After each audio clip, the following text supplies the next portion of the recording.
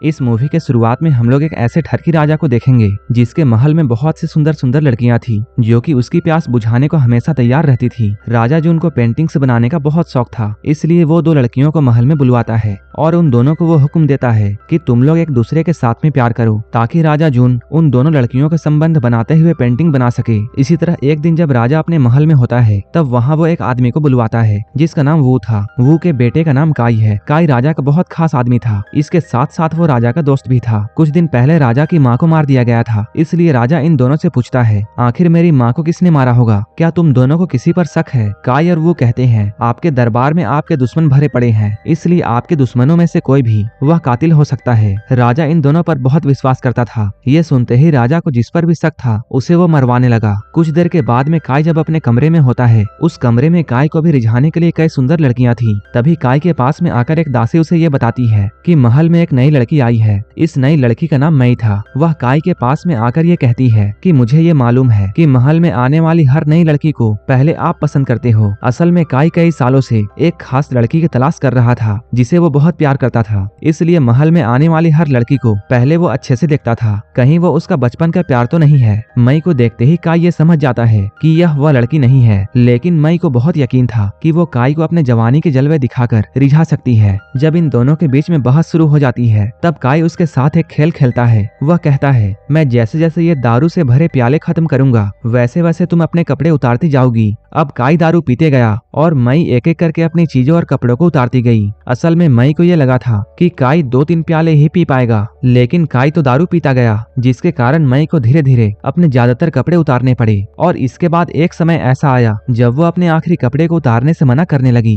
यह देखकर काई को मई पर बहुत गुस्सा आया। वह गुस्से में उस पर दारू डालकर उसकी खूब इंसल्ट करता है। इधर राजा जब अपने राज्य में घूमने निकलता है तब रास्ते में उसे जो भी जवान लड़की पसंद आती थी वह उसके साथ वहीं पर जबरदस्ती करने लगता था और जिस पर भी उसे गुस्सा आता था वहीं पर उसे खत्म करवा देता था। राजा की एक दिलरुबा भी थी जिसका नाम फई था। जब भी राजा का मूड खराब होता था तब फई उसके पास आकर उसके डंडे को पकड़कर उसे ठंडा करती थी। एक दिन राजा अपने दोस्त काई को यह हुक्म देता है कि तुम्हें जो भी जवान लड़की दिखे उसे उठाकर मेरे पास लाओ। राजा के हुक्म के अनुसार काई ने कई लड़कियां उठाना शुरू किया। अगर कोई पिता अपनी बेटी को देने से मना करता था तब उसे जानवरों की तरह पीटा जाता था और इसके बाद उसकी बेटी को छीनकर राजा के हवाले कर दिया जाता था। पहले तो लोग सिर्फ राजा से ही नफरत करते थे, लेकिन ऐसा करने की वजह से अब लोग काई से भी नफरत करने लगे थे। एक दिन बाजार में घूमते घूमते काई की नजर एक कसाई और उसकी बेटी पर पड़ती है। वो लोग करतब दिखाकर लोगों के सामने पशुओं को मारते थे। कसाई की बेटी लोगों को अपना नाच दिखा रही थी और लोग उसके नाच को देखकर बहुत खुश हो रहे थे। इस लड़की का नाम लिन था जो कि बहुत ही सुंदर थी। ऐसा लग रहा था जैसे काई बरसों से इसी की तलाश कर रहा था। जब काई बाजार में था तब अचानक लोगों ने काई को पहचान लिया और क्योंकि लोग पहले से ही काई पर गुस्सा थे उन्होंने उसे घेर कर मारना शुरू किया, लेकिन तभी लिन यहाँ आकर उसे बचाती है। लोगों ने काई को मार मार कर बेहोश कर दिया था, जिस कारण लिन उसे अपने घर ले आई। होश आते ही वो लिन से पूछता है तुम्हें तलवार नाच किसने सिखाया। इस पर लिन उसे बताती है मैं एक कसाई हूँ, बस मैं अपना काम करते करते ये सब करना सीख गई। अब लिन को भी ये मालूम था कि काई राजा का दोस्त है, इसलिए वो काई से कहती है मैं राजा की सेवा करना चाहती हूँ, क्या तुम मुझे महल में ले जा सकते हो।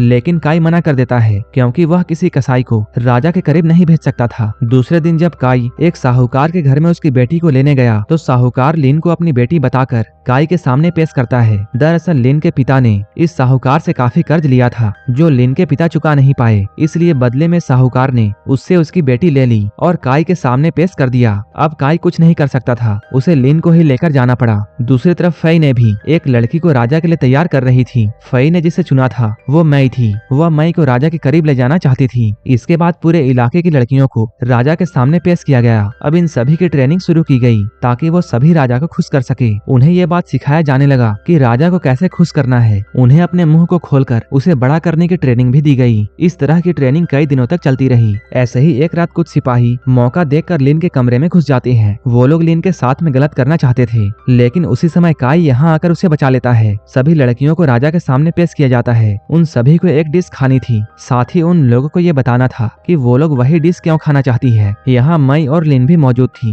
जब मई की बारी आई तब वह एक ऐसी डिश को चुनती है जिसे खाकर तन बदन में आग लग जाती थी। यह देखकर राजा मई से बेहद खुश हो गया। इसके बाद लिन की बारी आई। राजा को क्या पसंद है और उसे कैसे रिझाना है यह काई ने उसे पहले ही बता दिया था, जिसके कारण लिन राजा की पसंदीदा डिश खाकर एक कविता बोलती है। क्योंकि काई ने उसे यह बता दिया था कि राजा राजा को कविता का शौक है। लिन की कविता को सुनकर राजा भावुक हो गया, जिस कारण लिन और मई दोनों ही राजा को पसंद आ जाती है। लिन को राजा की पसंद बनाने में काई का बहुत बड़ा हाथ था। वह सबसे छुपकर लिन को ट्रेनिंग दे रहा था। एक बार जब लिन तलवार नाच कर रही थी तो उसे देखकर काई को यह एहसास होता है यह वही लड़की है जिसे वह इतनी सालों से तलाश कर रहा था। असल में काई और लिन बचपन में एक दूसरे से बहुत प्यार करते थे, लेकिन काई के पिता वू ने दोनों को एक दूसरे से अलग कर दिया था, क्योंकि लिन के पिता को गद्दार कहकर राजा ने मरवा दिया था और उसके बाद से लिन भी कहीं गायब हो गई। लिन को देखकर काई ये समझ गया था कि लिन ही उसका बचपन का प्यार है। लिन तलवार नाच में तो पहले से ही बहुत अच्छी थी, लेकिन अब वो काई से लड़ने के तरीकों के बारे में भी जानने लगी। लिन भी ये समझ गई थी कि काई उसे पसंद करने लगा है, लेकिन वह कुछ बोलती नहीं। एक रात महल में जश्न मनाया जा रहा था, जिसमें सभी लड़कियां अलग अलग तरह की नाच दिखाती है। मई की कला को देखकर सभी बहुत खुश होते हैं, लेकिन लिन अपना तलवार लेकर जैसे ही नाचने के लिए आती है, पहले तो सभी को बहुत अजीब लगता है, लेकिन उसकी तलवार नाच को देखकर सभी लोग बहुत हैरान थे। असल में लिन राजा से अपने पिता के कत्ल का बदला लेना चाहती थी। इससे पहले कि वो कुछ कर पाती, एक तीर उसकी तरफ उड़ता हुआ आता है। जैसे ही काई ने देखा, काई उसे बचाने के लिए उस तीर को अपने ऊपर ले लेता है। असल में काई के पिता वो ये नहीं चाहते थे कि एक कसाई की बेटी राजा के करीब जाए, इसलिए उन्होंने लिन को मारने की योजना बनाई थी। लेकिन काई को इस बारे में पता चल गया था। होश आते ही काई अपने बाप से झगड़ा करने लगा।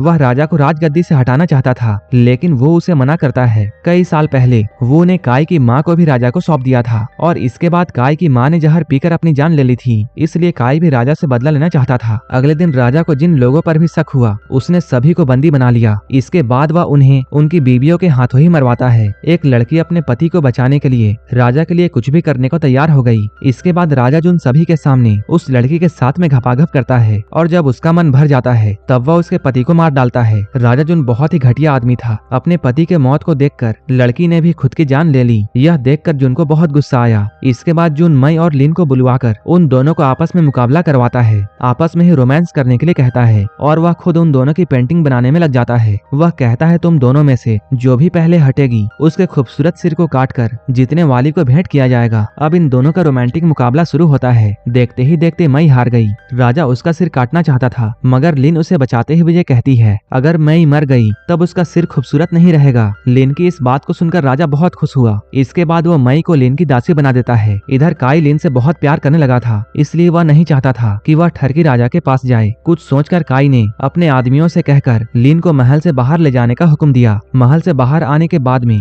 जैसे ही वो लोग रास्ते में आराम करने के लिए रुके, लिन की जगह उन्हें मई नजर आई। एक तरफ लिन राजा जुन के पास में आ गई थी ताकि वो राजा के करीब जाकर अपने पिता के मौत का बदला ले सके। वह राजा को अपनी प्यारी प्यारी बातों में लाकर उसे मारने ही वाली थी कि तभी वो आकर उसे पकड़ लेता है। अगले दिन लिन को सबके सामने पेश किया गया। उसकी पूरी इतिहास निकाली गई। अपने पिता के मौत के बाद में उसने जिस कसाई को अपना बाप माना था, राजा ने उसे भी उठवा लिया था। लिन के सामने उस आदमी को बहुत मारा गया। राजा को काई और उसके पिता पर भी शक था। जब उन दोनों की जांच करवाई गई तब जुन का शक बिल्कुल सही निकला। अब दोनों बाप बेटे राजा से माफी मांगने लगे, जिस पर जुन काई से कहता है मैं तुम्हें आसानी से माफ कर दूंगा अगर तुम लिन के खून से मुझे एक माफी पत्र लिखो। राजा का भरोसा जीतने के लिए काई लिन के खून से एक पत्र लिखकर राजा को देता है, जिसे देखकर राजा जुन ने उसे माफ कर दिया। इसके बाद काई जल्दी जल्दी मई के पास में जाता है और उसे लिन की जान बचाने को कहता है, क्योंकि लिन अभी बहुत जख्मी थी, लेकिन वो मरी नहीं थी। इसके बाद मई किसी तरह लिन को महल से बाहर निकलवा कर उसका इलाज करवाती है। धीरे धीरे सब कुछ ठीक होने लगा। काई ने भले ही राजा का भरोसा फिर से जीत लिया था, लेकिन वह अभी भी अपनी माँ के मौत का बदला लेना चाहता था। वह राजा के दुश्मन सेन से मिलकर राजा को हटाने की योजना बनाता है। अपनी योजना के अनुसार वह एक रात राजा जुन के साथ में खूब दारू पीता है और फिर उसे मरने के लिए एक चेम्बर में बंद कर देता है। इसके बाद काई ने जुन पर कई जानवर छोड़ दिए थे ताकि वो जानवर राजा को मारकर खा जाए। दूसरी तरफ हम लोग लिन को देखते हैं। वो अब सही इलाज की वजह से ठीक हो गई थी। इधर राजा जुन के महल में अब नया राजा शेन आ चुका था और उसने पूरे महल में कब्जा कर लिया था। कहानी के आखिर में हम लोग काई को देखते हैं। वह लिन की तरह ही तलवार नाच दिखाकर अपनी जिंदगी को बिताने लगा। काई के तलवार नाच के साथ ये मूवी यहीं पर खत्म हो जाती है।